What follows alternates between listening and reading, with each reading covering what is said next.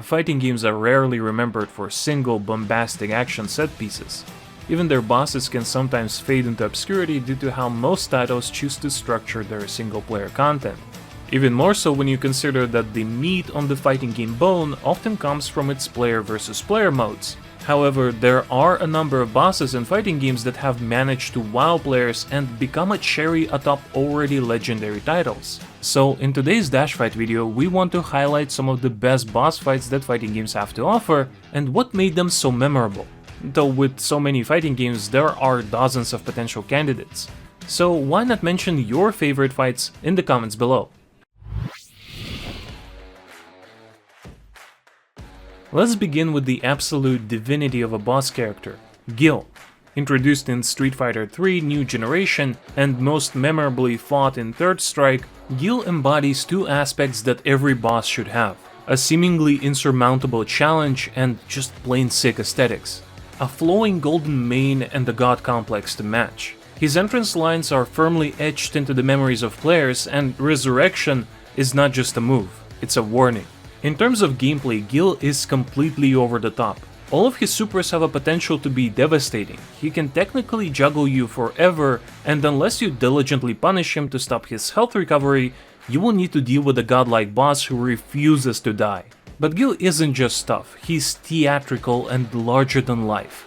His every appearance is marked by extravagant backdrops of either destruction or opulence, with the latter peaking in Third Strike, where he faces you within his impossibly large palace after making a dramatic entrance in front of his countless followers, and delivering one of the hardest lines in all of fighting games.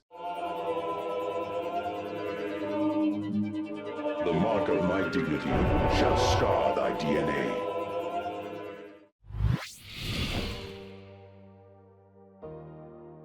Shao has been the big bad of the Mortal Kombat franchise for many iterations of the game, and even if the new timeline might have demoted him to a mere general, his accolades remain. Shao Kahn debuted as the final boss of Mortal Kombat 2 and immediately established a legacy.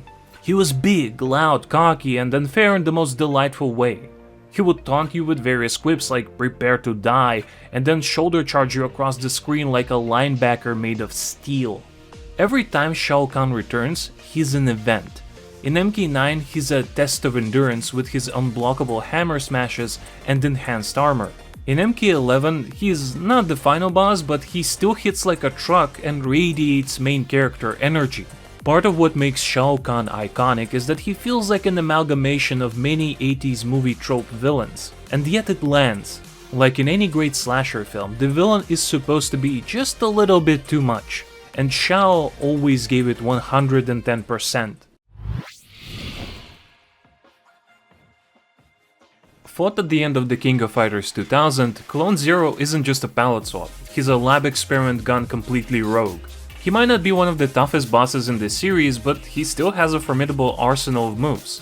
From his supersonic punches to those iconic cape swipes that slash opponents to pieces. What makes Clone Zero so incredibly cool primarily lies in the excellent presentation. That late arcade era SNK sprite work is rarely seen these days, at least outside of passion-driven pixel art projects. Every movement is animated with smooth, intimidating flair. Every hit feels brutal. Zero is one of SNK's big boss fights in a franchise littered with interesting characters and fights. Tekken 3 was, in hindsight, a key title for 3D fighters, leading the way for the scene to expand into home consoles. But the one thing most dedicated players will never forget from that classic will be the true Ogre fight.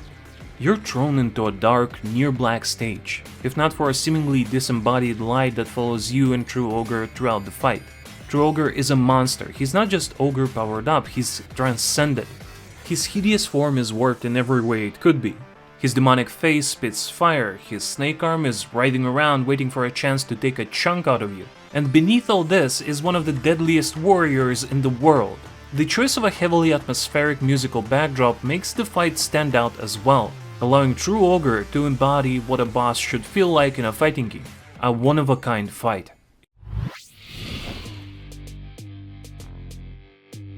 It makes sense that fighting games would develop their own characters for boss fights. After all, the vast majority of games in the genre are original IPs.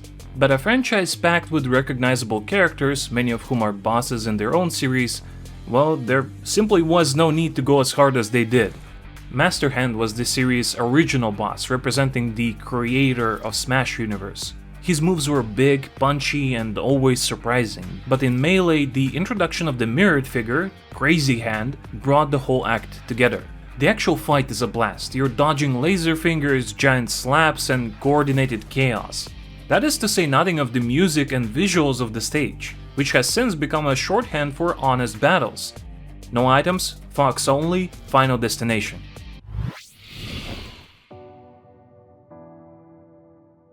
Fighting game bosses are more than just obstacles at the end of the arcade mode. What makes a boss fight truly memorable isn't just the moveset, it's the vibe, the atmosphere, the music, and that sense of facing something larger than everything that had come before. These bosses deliver that. There are, however, other types of boss fights, ones that become iconic because of their emotional weight in the story. And while memorable, we wanted to stick with the most gameplay-heavy entries for this list. But do let us know in the comments which fights you would have included and why.